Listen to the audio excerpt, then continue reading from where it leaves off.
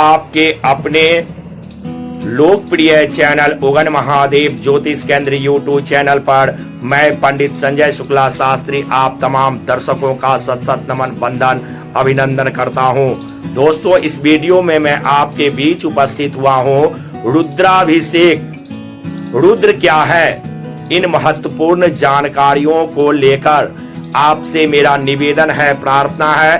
अगर आप पहली बार इस चैनल से जुड़े हैं तो प्लीज नीचे लाल वाले बटन को दबाकर चैनल को सब्सक्राइब कर बेल आइकन जरूर दबा दें और इस जानकारियों को लाइक और अपने दोस्त रिश्तेदारों में शेयर जरूर करेंगे। लीजिए दोस्तों, आपके बहुमूल्य समय का ध्यान रखते हुए चर्चा को मैं आगे बढ़ाता हूं। रुद्र अष्ट अध्यायी यजुर्वेद का अंग है और वेदों के ही सर्वोत्तम ग्रंथ बताया गया है। वेद शिव के ही अंश हैं। वेदः शिवः शिवो वेदः, अर्थात वेद ही शिव है तथा शिव ही वेद है। वेद का प्रादुर्भाव शिव से ही हुआ है। भगवान शिव तथा विष्णु भी एकांश हैं, तभी दोनों को हरिहर कहा जाता है। हरि अर्थात नारायण विष्णु और हर अर्थात महादेव शिव। वेद और नारायण भी एक हैं। वेदो नारायणः साक्षात स्वयं भूरति सुश्रुतम।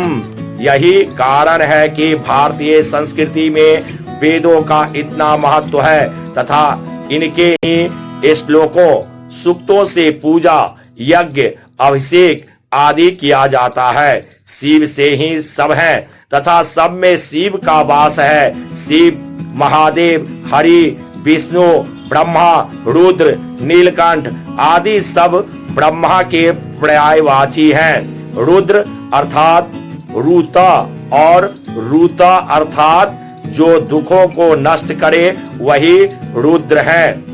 रुद्रं दुखं द्रावयति नास्यति इति रुद्रः।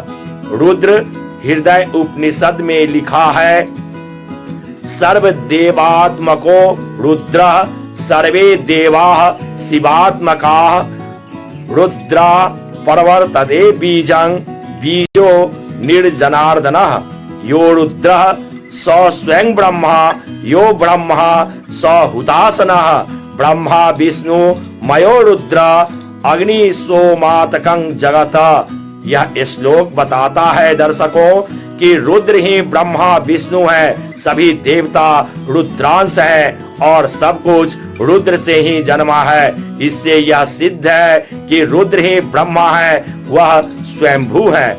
महिमा, इसी रुद्र शिव के उपासना के निर्मित रुद्र अष्टाध्यायी ग्रंथ वेद का ही सारभूत ग्रंथ संग्रह है। जिस प्रकार दूध से मक्खन निकालते हैं उसी प्रकार जन कल्याणार्थ शुक्ल यजुर्वेद से रुद्र अष्टाध्यायी का भी संग्रह हुआ है। इस ग्रंथ में गृहस्थ धर्म, राजधर्म, ज्ञान, वैराग्य, शांति, ईश्वर स्तुति आदि अनेक सर्वोत्तम विषयों का वर्णन है। मनुष्य का मन विषयोलूप होकर अधोगति को प्राप्त न हो और व्यक्ति अपनी चित्त वृत्तियों को स्वच्छ रख सके, इसके लिए निर्मित रुद्र का अनुष्ठान करना मुख्य और उत्कृष्ट साधन है। यह रुद्र अनुष्ठान प्रवृत्ति मार्ग से निवृत्ति मार्ग को प्राप्त करने में समर्थ है। इसमें ब्रह्मा शिव के निर्गुण और सगुण दोनों रूपों का वर्णन हुआ है। जहाँ लोक में इसके जप पाठ तथा अभिषेक आदि साधनों से भगवत भक्ति, शांति, पौत्र पौत्रादि वृद्धि, धन्य धान की संपन्नता और स्वस्थ जीवन की प्राप्ति होती है, वहीं पारलौक में सदगति एवं मोक्ष भी प्राप्त होता है। वेद के ब्राह्मण ग्रंथों में, उपनिषद, स्मृति तथा कई पुराणों में रुद्र अष्टाध्यायी तथा रुद्राभिषेक की महिमा का वर्णन किया गया है।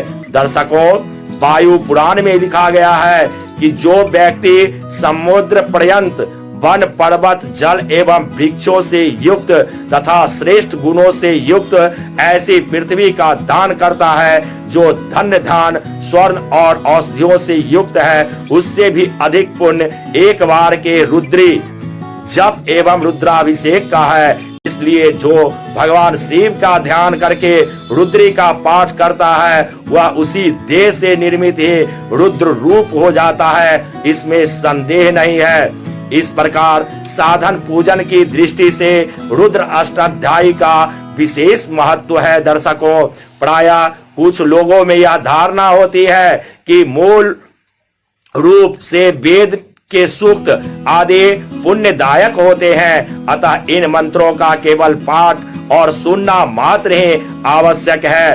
वेद तथा वेद के अर्थ तथा उसके गंभीर तत्वों से विद्वान प्रायः अनभिज्ञ है। वास्तव में यह सोच गलत है। विद्वान वेद और वान से मिलकर बना है। जो वेद के विद्या को जो जाने वही विद्वान है। इसके संदर्भ में उनको जानकारी होना आवश्यक है। प्राचीन ग्रंथों में भी वैदिक तत्वों की महिमा का वर्णन है। निरुक्ताकार कहते हैं कि जो वेद पढ़कर उसका अर्थ नहीं जानता वह भार वही पशु के तुल्य है अथवा निर्जन वन के सुमधुर उस रसाल वृक्ष के समान है जो न स्वयं उस अमृत का आस्वादन करता है और न किसी अन्य को ही देता है। अतः वेद मंत्रों का ज्ञान अति कल्याणकारी है। रुद्र अष्टाध्यायी के अभाव में शिव पूजन की कल्पना तक असंभव है। दर्शकों, रुद्र अष्टाध्यायी अत्यंत ही मूल्यवान है। न ही इससे बिना रुद्राभिषेक ही संभव है और न ही इसके बिना शिव पूजन ही किया जा सकता है। यह शुक्ल यजुर्वेद का मुख्य भाग है। इसके मुख्यतः 8 अध्याय हैं, पर अंतिम में शांति अध्याय नामक नवम तथा स्वस्ति प्रार्थना मंत्र अध्याय नामक 10th अध्याय भी है। इसके प्रथम अध्याय में कुल 10 श्लोक हैं और सर्वप्रथम गणेश वाहन मंत्र है। प्रथम अध्याय में शिव संकल्प सूक्त है। द्वितीय अध्याय में कुल 22 वैदिक श्लोक हैं, जिनमें पुरुष सूक्त मुख्यतः 16 श्लोक हैं। इसी प्रकार आदित्य सूक्त तथा ब्रज सूक्त भी सम्मिलित है। पंचम अध्याय में परम लाभदायक रुद्र सूक्त है। इसमें कुल 66 श्लोक हैं। छठे अध्याय के पंचम श्लोक के रूप में महान महामृत्युंजय श्लोक है। सप्तम अध्याय में 7 श्लोकों की अनन्य श्रुति है। प्रायश्चित हवन आदि में इसका उपयोग होता है। अष्टम अध्याय को नमक चमक भी कहते हैं, जिसमें 24 श्लोक है। श्लोकों की संख्या इस प्रकार है दोस्तों। प्रथम अध्याय में 10 श्लोक, द्वितीय अध्याय में 22 श्लोक, तृतीय अध्याय में 17 श्लोक, चतुर्थ अध्याय में 17 श्लोक, पंचम अध्याय में 66 श्लोक और षष्ठम अध्याय में 8 श्लोक, सप्तम अध्याय में 7 श्लोक, अष्टम अध्याय में 29 श्लोक, शांति अध्याय में 24 श्लोक, स्वस्ति प्रार्थना मंत्र अध्याय में 13 श्लोक। यह रुद्र अष्टाध्यायी पुस्तक से लिया गया है। शिव संकल्प सूक्त प्रथम अध्याय के 5वें श्लोक से इसकी शुरुआत होती है। दर्शकों, आगे मैं आपको और जानकारियां बताने जा रहा हूं। शिव जी के इस रुद्र अष्टाध्यायी का आपको पाठ जरूर करना चाहिए और इस रुद्र अष्टाध्यायी से देवाधिदेव महादेव का पूजन अर्चन जरूर करनी चाहिए। दर्शकों, किस चीज से देवाधिदेव महादेव का अभिषेक करने से कौन से फलों की प्राप्ति होती है, यह मैंने आपको पिछले वीडियो में जानकारियां दिया हूं। अगर अभी तक आपने उस वीडियो को नहीं देखे हैं तो इस वीडियो के डिस्क्रिप्शन में मैं उसका लिंक दे दूंगा। आप उस लिंक को खोलकर उस वीडियो को देखकर जानकारियां प्राप्त कर सकते हैं। रुद्राभिषेक कब होता है सबसे उत्तम, यह जानकारियां मैं आपको अगले वीडियो में बताने जा रहा हूं। अगर यह जानकारियां आपको अच्छी लगी हो तो प्लीज वीडियो को लाइक और शेयर जरूर करेंगे। आपके घरों में देवाधिदेव महादेव की असीम कृपा बनी रहे।